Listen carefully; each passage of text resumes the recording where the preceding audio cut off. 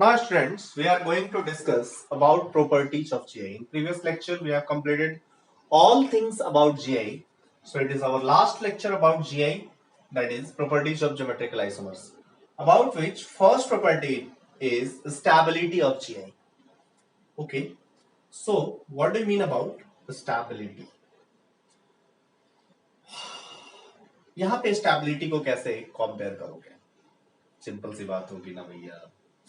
आप सोचो स्टेबिलिटी की बात हमें करनी है तो दो इलेक्ट्रॉन क्लाउड, यदि दो ग्रुप्स के इलेक्ट्रॉन क्लाउड पास पास होंगे तो ऑब्वियसली इनके बीच रिपल्सन ज्यादा।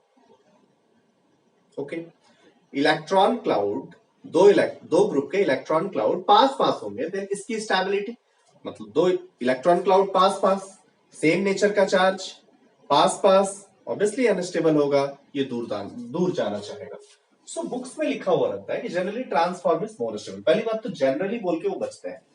सो हमें ये कुछ नहीं ध्यान रखना कि ट्रांसफॉर्म इज मोर स्टेबल या सिस फॉर्म इज मोर स्टेबल। हम ये बोलेंगे कि भैया जब भी इलेक्ट्रॉन क्लाउड अपोजिट नेचर का वाला चार्ज पास होगा और सेम नेचर वाला चार्ज दूर होगा, हम बोलेंगे कि मोर स्टेबल है। अपोजिट नेचर वाला चार्ज दूर, सेम नेचर वाला चार्ज दूर, अपोजिट नेचर वाला charge pass.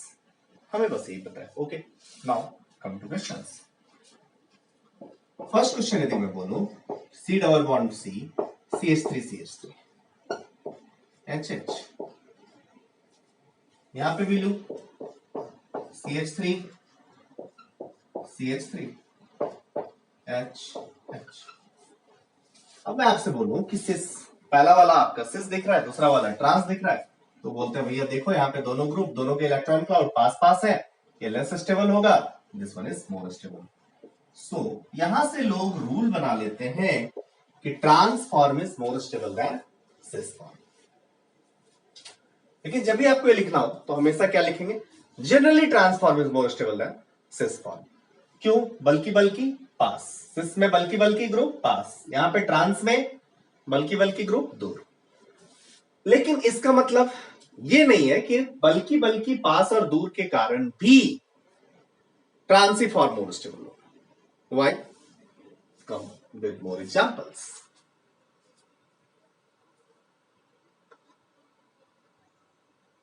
Take this question, students. In this case, first one is cis or trans. बोलो, first one is cis or trans. बोलोगे obviously CH3 same side, so this one is cis. About second one, opposite side, this one is trans.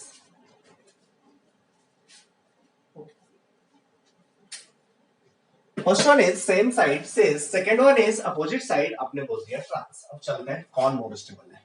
इधर बल्कि ये वाला, इधर बल्कि ये वाला, इधर बल्कि ये वाला, इधर बल्कि ये वाला।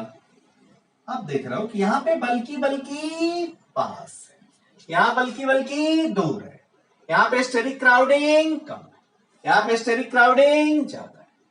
सो इस केस में आप बोलोगे cis form is more stable than trans form. Clearly दिख रहा है? सो आप ये बोलोगे among cis and trans. Conclusion पहुंचे तो आपको जनरली दिखा था trans form is more stable than cis, generally ही होना चाहिए, क्योंकि एक्सेप्शंस बहुत जगह आ सकते हैं। इवन बल्किनेस पे भी जाओ तो एक्सेप्शंस आ सकते हैं। अंडरस्टूड? क्योंकि आपका ये कॉन्सेप्ट होना चाहिए कि बल्कि दूर होना चाहिए, दैट्स इट। यहां बल्कि दूर दिख रहा है, यहां बल्कि पास दिख रहा है। अंडरस्टूड और नॉट? सारा इलेक्ट्रॉनिक अरेंजमेंट देखिए, सिस में आपको दूर दिख रहा होगा। अंडरस्टूड? सो नाउ हम लोग ये बनाएंगे कि जनरली ट्रांसफॉर्म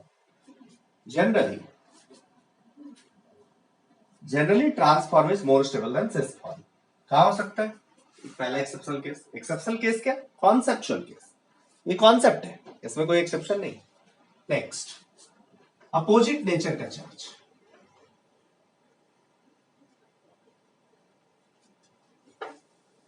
या हाइड्रोजन बॉन्डिंग प्रेजेंट उस केस में।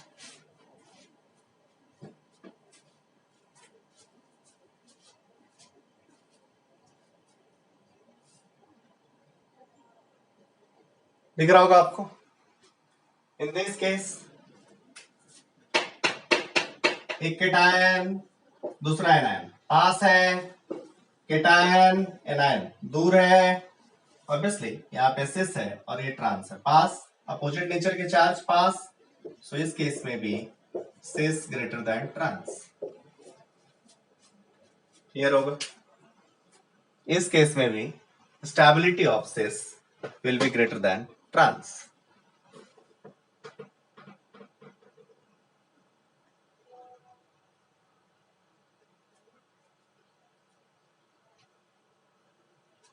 In next case, this. See here, simple. यहां भी क्या है कि थोड़ा आप रेजोनेटिंग स्ट्रक्चर कराओ, आपको दिखेगा इस पे डेल पॉजिटिव आएगा और यहाँ डेल नेगेटिव आएगा। ऑब्वियसली दोनों के बीच electrostatic force of attraction, so यहाँ भी cis form greater than stability of cis greater than trans. एक और केस हो सकता है जब हाइड्रोजन बॉन्डिंग प्रेजेंट हो, यहाँ OH ले लो, इधर OH ले लो, hydrogen bonding is present, whenever hydrogen bonding is also present आप बोलोगे stability of cis greater than trans. So मैंने बोला कि generally trans form is more stable than cis, लेकिन कुछ केसेस हैं जैसे intermolecular forces of attraction present हो, अपोजिट नेचर के चार्ज हो, ऑब्वियसली उस केस में आपका सिस फॉर्म मोर स्टेबल हो जाएगा। क्राउडिंग, स्टेरिक क्राउडिंग के केस में भी बल्कि आपको देखना पड़ेगा, हाइड्रोजन बॉन्डिंग में देखना पड़ेगा, and this is the case. So this is summary of the stability. Generally trans form is more stable, ये बुक्स में लिखा होता है, लेकिन बहुत ऐसी जगह है जहां सिस फॉर्म मोर स्टेबल है ट्रांस का। It's okay. So come to next point.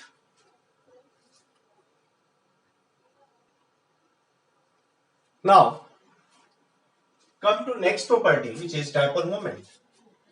How you will calculate, how will you will compare dipole moment? Dipole moment हम लोगों ने पहले भी पढ़ा है कि भैया एक पॉजिटिव दूसरा negative, positive charge positive point charge negative point charge separated by distance d, तो हमेशा एक वेक्टर डिफाइन करते हैं प्लस से माइनस की तरह और म्यू को लिखते हैं q इंटू डी। पता है ये सब, ये सारी बातें आपको पहले भी बताई गई हैं। नाउ अब ये डाइपोल मोमेंट को कंपेयर करना है। सबसे पहले आप लिखेंगे dipole moment of cis form, dipole moment of cis form dominates over trans form. कब? Dipole moment of cis form dominates over trans form. देख लो कब ये डोमिनेट्स करेगा, CS3 ले लो।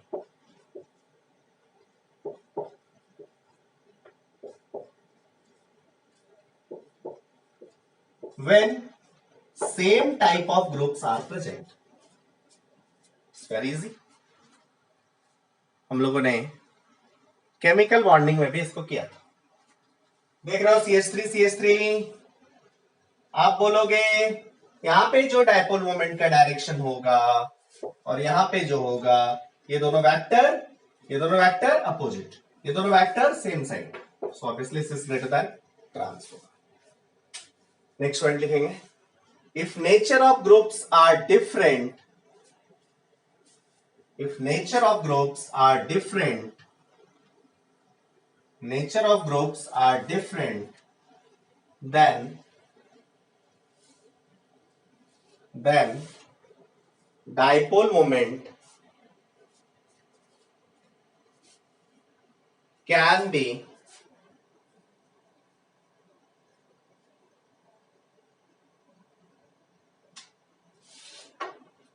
dipole moment of transform can dominate. Dipole moment of transform can dominate. सुनिए,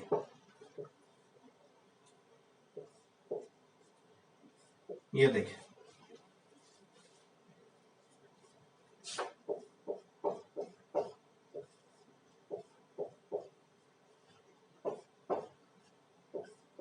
See, अब यहां पे क्या है sp3 sp2, ये वाला फॉर्म का डाइपोल मोमेंट इधर, इस वाले का वेक्टर का इधर, और यहां पे देखो इस वाले का इधर, इस वाले का इधर, ये दोनों एडिटिव इन नेचर लग रहा है, लेकिन ये दोनों एडिटिव इन नेचर नहीं है। सो आपको दिख रहा होगा यहां ट्रांसफॉर्म डोमिनेट कर जाएगा। सो फिर अगेन बुक्स में लिखा होता है dipole moment of cis is greater than dipole moment of trans. फिर आप इसमें थोड़ा सा करेक्शन करेंगे, डायपोल मोमेंट सिस का भी ज्यादा हो सकता है, ट्रांस का भी ज्यादा हो सकता है। It will depend on groups कैसा है, वेक्टर है जस्ट, आप वेक्टर पे इसको डील करो, you will feel better and you will give right answer. So आप इसमें जबरदस्ती की बातें ना पढ़े।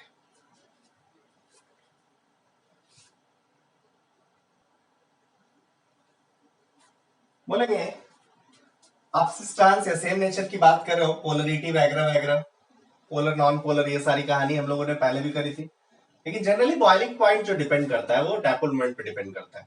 यदि आप डायपोल मोमेंट जानते हो, डायपोल मोमेंट एक का जीरो हो सकता है, दूसरे का कुछ नॉन जीरो हो सकता है ऑब्वियसली, और यहाँ पे आइसोमर्स है, सो मॉलिक्यूलर मास तो सेम होना ही है।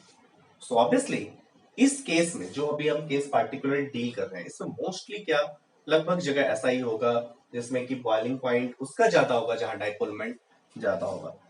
then you will say you have to compare boiling point, so you will compare dipole moment is more, boiling point will be more, boiling point ज्यादा डायपोल मोमेंट ज्यादा, सोच ही रहे हो positive negative, चार separation ज्यादा, चार सेपरेशन ज्यादा, than attraction force ज्यादा, अट्रैक्शन फोर्स ज्यादा, देन बॉइलिंग पॉइंट ज्यादा। अंडरस्टूड और not? So now we will come to melting point. what about melting point? आप जब मेल्टिंग पॉइंट की बात करोगे तो मेल्टिंग पॉइंट में हम लोग क्या देखते हैं? Packing fraction. So we will right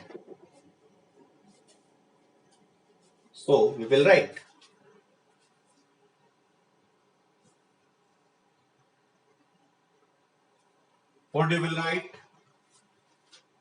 Melting point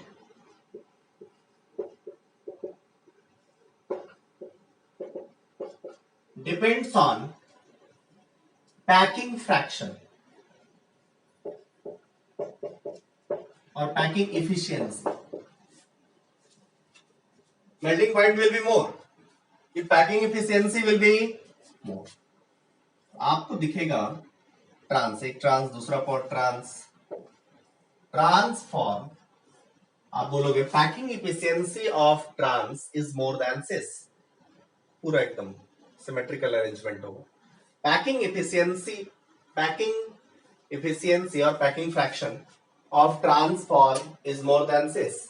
so packing trans का ज्यादा, इसीलिए मेल्टिंग पॉइंट भी ट्रांस का ज्यादा होगा। Hence we can say that melting point of trans is generally greater than cis. So these are the properties of geometrical isomers which we have tried to cover. So I have tried my best so that कि आपको geometrical isomers पूरा feel हो, visualize हो, और इससे randomly जितने भी अच्छे level के questions हो, up to advanced level questions you can solve. So from next lecture we'll move towards optical isomers. पहले दिन मैं सिमेट्री एलिमेंट्स थोड़ा पढ़ाऊंगा, सिमेट्री एलिमेंट्स ऑफ सिमेट्री पे एक लेक्चर होगी आपकी, सारे एलिमेंट्स ऑफ सिमेट्री को क्लियर करते हुए हम लोग नेक्स्ट लेक्चर पे मूव करेंगे, उसके बाद ऑप्टिकल आइसोमर्स शुरू करेंगे। So thank you, best of luck, thanks for watching the videos. हम लोग आगे इसी ढंग से कोशिश करेंगे कि आपको विजुअलाइज कराया जाए। ओके।